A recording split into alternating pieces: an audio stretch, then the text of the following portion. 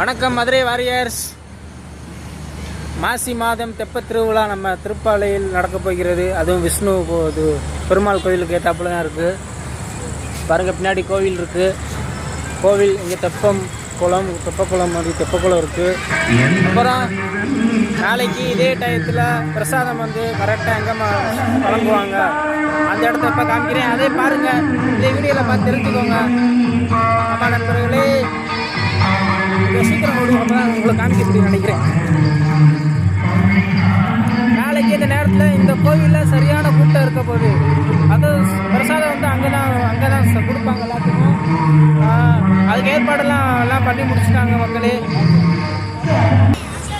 பாருங்க மக்களே, வேலையெல்லாம் முடிஞ்சிருச்சு, சிறப்பாக முடிஞ்சிருச்சு. நாளைக்கு திருவிழா தரமாக இருக்க போகுது.